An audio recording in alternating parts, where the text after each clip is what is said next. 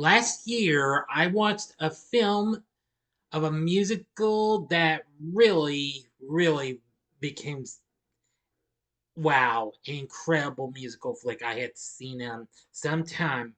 Prepare yourselves as I review Bye Birdie, which is celebrating its 60th anniversary this year. Big Days Entertainment Rankings and Reviews.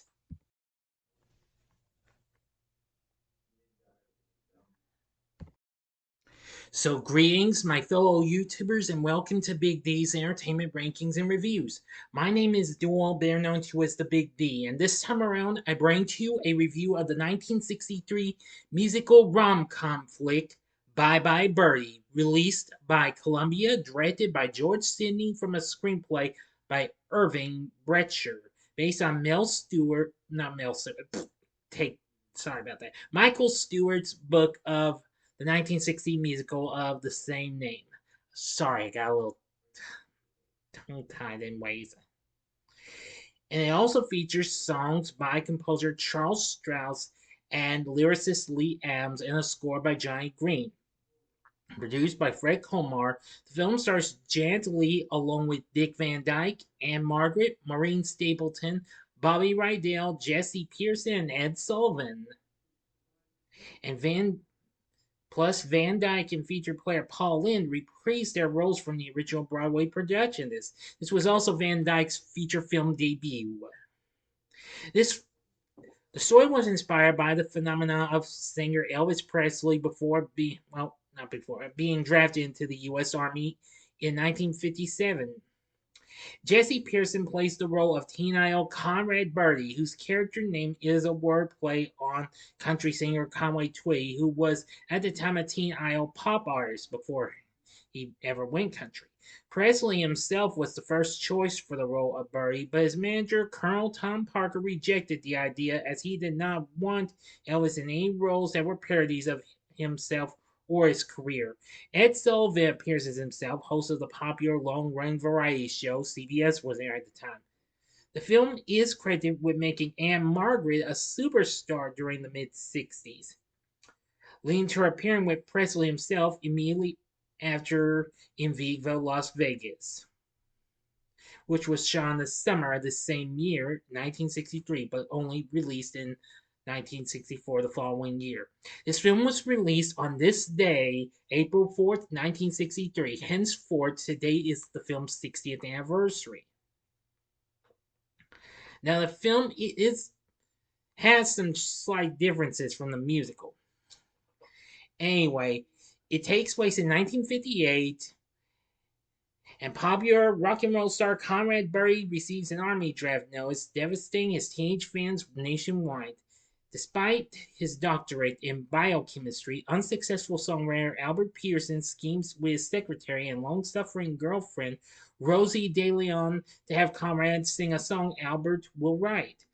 Rosie convinces Ed Sullivan to have Conrad perform Albert's song One Last Kiss on his show, and then kiss a randomly chosen high school girl goodbye before joining the army. After this succeeds, Albert will feel free to marry Rosie, despite his widowed male son mother May's long history of interfering with her son's life. And Columbus, Ohio is chosen as the location for Conrad's farewell performance. The random lucky girl chosen, Kim McAfee, is thrilled, unlike her high school sweetheart Hugo Peabody. The teenagers of nearby Sweet Apple, blissfully unaware of their town's impending fame, are spending the telephone hour discussing the latest gossip. Kim and Hugo have just gotten pinned, which is a tradition where a boy gives a girl his fraternity pin, indicating a serious commitment to each other, and Kim feels grown up. Yep, I gotta tell you, this really turned out to be a pretty good one and what have you. Well, I'm not going to give the whole story away in case you've never actually seen this. This film did pretty well, making 13 million, and was ranked number 38 on Entertainment Weekly's list of 50 best high school movies.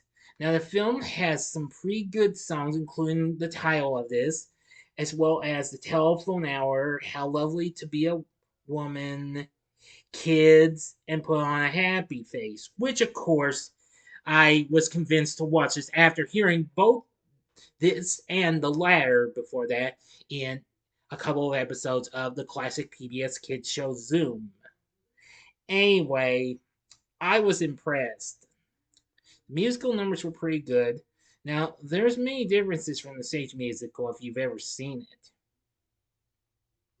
But anyway, our cast is pretty good, including Dick Van Dyke playing Albert, who was very good, and Rosie, who was played by Janet Leigh just a few years after she played Marion Crane in Alfred Hitchcock's Psycho. Ann-Margret plays Kim, and let me tell you, she's really something. Maureen Stapleton played May, very good. Bobby Rydell played Hugo, and Jesse Pearson, as I mentioned, plays Conrad Birdie, and Ed Sullivan appears as himself. There's also Paul Lynde as Harry McAfee and Mary LaRoche as Doris McAfee. Yeah, really something. This is really, really awesome. John Daly has an uncredited cameo appearance, as does Ray Block, the orchestra leader of the Ed Sullivan Show. Anyway, Bye Bye Birdie definitely had some pretty good stuff. It currently has an 89% rating on the Tomato Meter, and Rotten Tomatoes says a poppy satire on pop music. The film is silly, light, and very, very pink. And according to Filming, Ann-Margret stole the show. I couldn't have said that better myself. She was very good. Everyone was really good. Anyway, this has also become big in popular culture and what have you. And wow, let me tell you, there's just so many. Let's see here. Yep. Later on, there would be a made-for-TV remake that aired on ABC, if I'm not mistaken. Yes, in December of 1995. I've never seen it, but I'm not really sure how good that would be. Which had Jason Alexander as Albert, Vanessa Williams as Rosie, and Chynna Phillips as Kim. Plus Tyne Daly, George Wendt, and some others. Anyway, I haven't seen it. I know it's been on Tubi before. I'm not sure if it's still there though. But anyway, I think Bye Bye Birdie from 1963 was absolutely really good. And with great characters, great score from Johnny Green, plus the songs from Charles Strauss and lyrics by Lee Adams. They did a great job. So overall, I thought Bye Bye Birdie was so incredible and amazing. Probably one another great old school musical I never took the time to see until recently, since I saw the original West Side Story. But anyway, Bye Bye Birdie, definitely fun. But would I recommend it? I would say yes. Definitely. If you really want to see Dick Van Dyke in a musical flick before he even appeared in Mary Poppins or Chi Chi Bang Bang, then check out Bye Bye Birdie. I think you'll like it. You'll be surprised to see Janet Leigh in this after doing Psycho.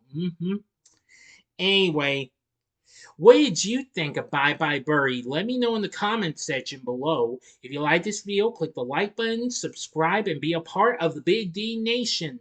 Join me next time when I bring to you my review of Super Mario Bros., the 1993 cult classic, in order to promote the new animated film.